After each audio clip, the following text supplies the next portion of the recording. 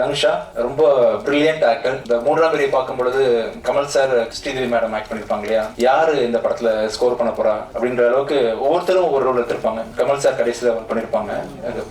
அந்த அளவுக்கு நீங்களும் அஜயும் போட்டி போட்டு இந்த படத்துல நடிச்சிருந்தீங்க. ஒரு ஆர்டிஸ்ட்க்கு வந்து டயலாக் டெலிவரி ரொம்ப ரொம்ப இம்பார்ட்டன்ட். முன்ன பண்ண இருந்தா கூட டப்பிங்ல நிறைய ஸ்கோப் இருக்கு படத்துல இம்ப்ரூவ் பண்ணி பண்றதுக்கு. And the way you do dubbing and shooting spotல பேசுறது எல்லா விதத்துலயுமே நீங்க super. Actually she is from Coimbatore. திருப்பி கோயம்புத்தூருக்கு போறதா வந்து கேள்விப்பட்டேன். நீங்க சென்னை இண்டஸ்ட்ரி வந்து உங்களை விடாது. இந்த படத்தை தொடர்ந்து கண்டிப்பா இங்கேயே இருக்க வச்சிரும். நிறைய படங்கள் நீங்க கண்டிப்பா பண்ணுவீங்க. Wonderful actress and all the best தனுஷா.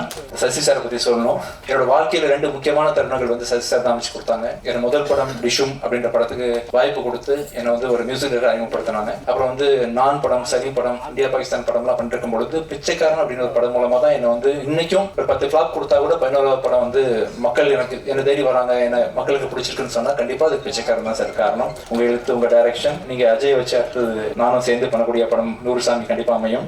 ஒரு நூறுசாமின்ற ஒரு படம் வந்து மே 1ஆம் தேதி ரிலீஸ் பண்ண போறோம். ரொம்ப அருமையா பிச்சைக்காரன் 1 எந்த அளவுக்கு ஒரு கான்செப்டா அமைஞ்சதோ அதே மாதிரி வந்து அம்மாவை பத்தின ஒரு படமா சிறப்பா வந்து நூறுசாமி வந்திருக்குது. Thank you so much sir for choosing us as everything. இந்த படத்தோட கதாநாயகன் அஜய் சின்ன வயசுல இருந்து தெரியும். பட் ஒரு ரீசெண்டா ஒரு 6 வருஷமா ரொம்ப கூர்ந்து கவனிக்க ஆரம்பிச்சேன். வெரி பாசிட்டிவ் எனர்ஜி, ரொம்ப ஹார்ட் ஒர்க்கிங் பர்சன், ரொம்ப சின்சியர், பெரிய ஒரு ஆக்டரா கண்டிப்பா ஒரு ஹியூமன் பீயிங்கா வருவேன் ரொம்ப நம்பிக்கை இருக்கு. ஆக்டர் 2வது, ஒரு மனுஷனா நம்ம லைஃப்ல ஜெயிக்கணும், அது வந்து ரொம்ப முக்கியம் நினைப்பேன் எல்லா இடத்துலயுமே.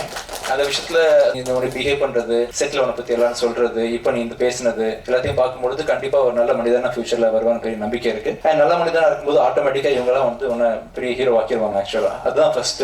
டைரக்டர்ஸ் எழுதுற ஸ்கிரிப்ட் வந்து உன்னை நல்ல ஹீரோ ஆக்கிரும். நல்ல மனிதனா இருக்கிறது வந்து இவங்களை வந்து மக்கள் மத்தியில் கொண்டு போய் சேர்த்துரும். படம் ரொம்ப நல்லா வந்திருக்குது. வர பிப்ரவரி 13ஆம் தேதி ரிலீஸ் ஆகுது. இந்த படத்துல மியூசிக் டைரக்ட் பண்றதுக்கும் வாய்ப்பு கொடுத்த டைரக்டர் கணேஷ் நன்றி. Thank you so much.